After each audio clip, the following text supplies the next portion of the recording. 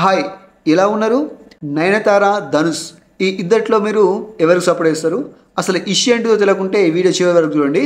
Lady super star అయిన Nayanthara November 9వ తారీఖున 3 పేజీల ఓపెన్ లెటర్ తన ఇన్స్టాగ్రామ్లో రిలీజ్ చేయడం జరిగింది. ఆ లెటర్లో ఏముందంటే తనని ధనుష్ 10 కోట్లు అడుగుతూ లీగల్ నోట్స్ పంపించినట్టు ఇన్స్టాలో 3 పేజీల ఓపెన్ లెటరు పోస్ట్ చేయడం జరిగింది. నెట్ఫ్లిక్స్లో నయనతార లైఫ్ బయోగ్రఫీకి సంబంధించి నయనతార బియాండ్ ద ఫైటల్ ఈ ట్రైలర్ నవంబర్ 9, 2024లో రిలీజ్ కావడం జరిగింది. దీంట్లో ఒక 3 సెకండ్ల ఒక ఫుటేజ్ అనేది ఉంది. ఈ ధనుష్ ప్రొడ్యూస్ చేసిన నానం రౌడీదా అనే మూవీ నుంచి 3 సెకండ్ల ఫుటేజ్ యూజ్ చేసినందుకు నయనతారకు 10 కోట్లు ఇవ్వాలంటూ ఒక లీగల్ నోటీసు ధనుష్ పంపించడం జరిగింది.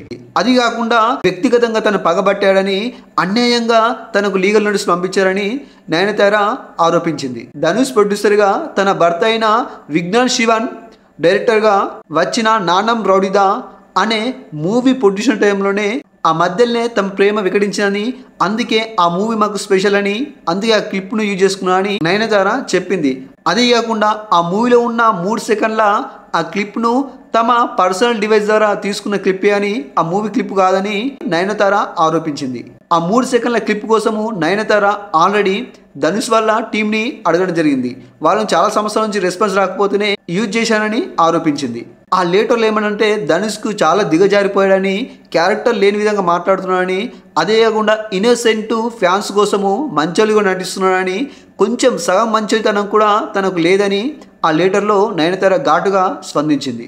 మరి అసలు ఈ నయనతారకు ఈ ధనుష్కు ఎక్కడ గొడవ స్టార్ట్ అయింది? ఈ గొడవ అంతటి కారణం ఏంటిది? పూర్తి డీటెయిల్స్ తెలుసుకుందాం. ఆ డీటెయిల్స్ తెలుసుకునే ముందు మన ఛానల్ని సబ్స్క్రైబ్ చేయకుంటే సబ్స్క్రైబ్ చేయండి. మీరు చూస్తుంది తెలుగు హార్ట్ బీట్ ఛానల్. నేను మీ రాజు మాస్టర్ని. ధనుష్ ఏం చేశాడంటే ఒక కొత్త వ్యక్తి అయిన విజ్ఞాన్ శివనన్ అనే డైరెక్టర్ ఇంట్రడక్షన్ చేస్తూ ఆ సినిమాకు ధనుష్ ప్రొడ్యూసర్గా ఉంటూ ఆ సినిమాలో హీరోయిన్ విజయ్ సేతుపతి, హీరోయిన్ నయనతార. ఇది 2015లో వచ్చిన సినిమా.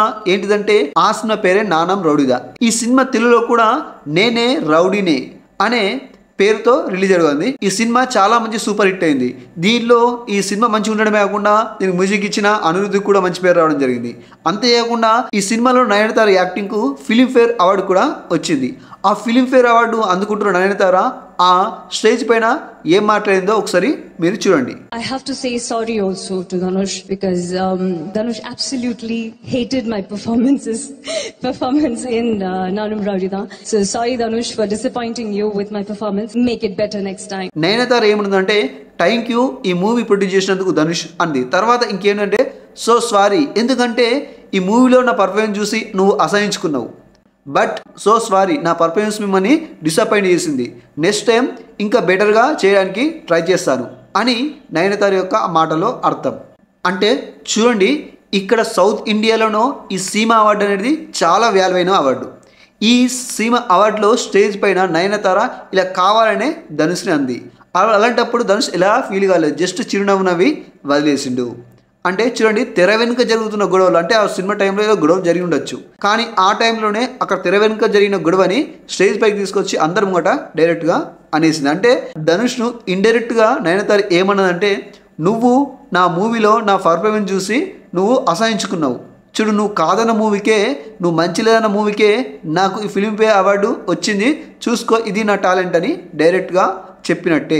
అంటే నువ్వు మంచి లేదన్న యాక్టింగ్కే నాకు అవార్డు వచ్చింది, చూసుకో అని మాట్లాడుతున్నట్టు. చూడండి, ఇక్కడ నయనతార అనుకోకుండా చేసింది కాదు, కావాలని ఇంటెలిజెంట్ మైండ్ తోటే ఇది చేసినట్టు మనకు క్లియర్గా అర్థమవుతుంది. మరి ఆ మూవీ టైంలో నయనతారకు ధనుష్కు ఎక్కడ గొడవ స్టార్ట్ అయిందో తెలుసుకుందాం. ఆ మూవీ యొక్క బడ్జెట్ విజ్ఞాన్ శివన్ ధనుష్తో ఏమనంటే 6 crores బడ్జెట్ చెప్పడం జరిగింది. ఆ 6 crores బడ్జెట్ ప్రకారమే సినిమా మొదలుపెట్టారు. కానీ సినిమా చాలా డీలే పడి 6 crores బడ్జెట్ డబుల్ అయిపోయింది. ఏకంగా 16 కోట్లు అనేది ఆ సినిమా బడ్జెట్ కావడం జరిగింది.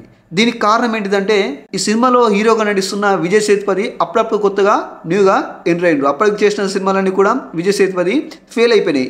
అయినా ఏదో ఛాన్స్ ఇవ్వాలనే ఉద్దేశంతో విజయ్ సేతుపతికి తనతో ప్రొడ్యూస్ చేయడం జరిగింది.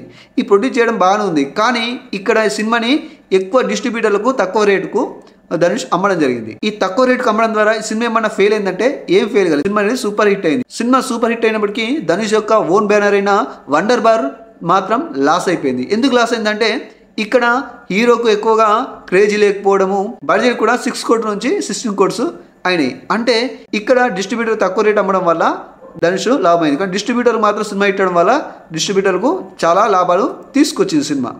మరి ఈ సినిమా ఇంత డీలే అవ్వడానికి కారణం ఏంటిదంటే ఈ సినిమా టైంలోనే డైరెక్ట్ అయిన విజ్ఞాన్ శివన్కు నెక్స్ట్ హీరోయిన్గా ఉన్న నయనతారకు ఇద్దరి మధ్యలో ప్రేమ స్టార్ట్ అయింది. దీనివల్లనే సినిమా డీలే పడ్డదని, అందుకే బడ్జెట్ ఎక్కువ పెరిగిందని ఈ పబ్లిక్ టాక్. అందువల్లనే ధనుష్ లాస్ అయిపోయిందని ధనుష్ యొక్క అభిప్రాయం.